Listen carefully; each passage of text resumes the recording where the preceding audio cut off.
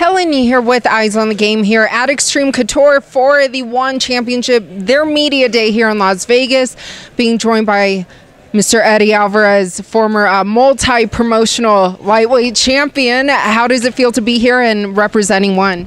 Good, man. Huge turnout, and it was also a huge turnout in LA. So I'm very excited. The welcoming that One has gotten to America. TNT, Bleacher Report Live is going to be streaming this stuff, and I'm excited. Yeah. Now, what was the main thing that intrigued you to want to sign with One? Well, we're prize fighters. We want to get the biggest prize possible and find out what we're worth. And number two, I've been at the top of the heap for every single promotion I ever fought for. I won the world titles. So One Championship, in my eyes, is to be the future of MMA.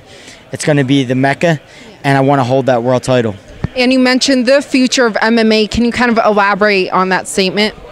I went to the live show when I went to Singapore, and I also visited Tokyo.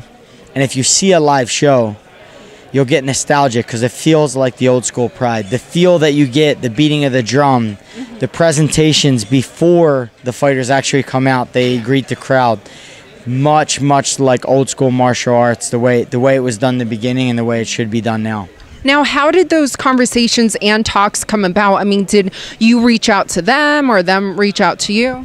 No, as soon as it went out to the media that I became a free agent, we got calls from not just Asia but all over the world. Yeah. What I realized quickly was there was a lot of arenas selling out all over the world with MMA that I wasn't aware of. Yeah. Now, for the UFC, though, did they try pretty hard to keep you from going?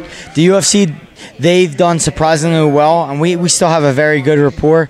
I think they did their best. You know, they did their best. They came up significantly more than what I've imagined in my mind, and I'm happy they did. But the truth is, like, everybody has their price, and everybody, you know, the market says what you're worth, and fighters need to test free agency to truly find out what they're worth. Yeah, well, speaking of so much going on and the lightweight division, but looking at the UFC's lightweight division, since you were the former champion there, what do you make of it right now? I don't make anything of it. The champion is sitting out. He's not fighting. You know, he's penalized. Penalized champion sitting out, and it's pretty much a mess. There's nowhere for the division to go right now. So they have to create something, and they're creating stuff and doing what they can to keep the division moving. And what do you think should happen, though, in order for it to move upwards? I don't care. I don't make them calls, and I don't fight for the organization anymore. So whatever they do, I'm sure it's in their best interest, and I wish them the best. And lastly, to all your fans, what do you have to say to them, and for those who will be tuning in for your One debut?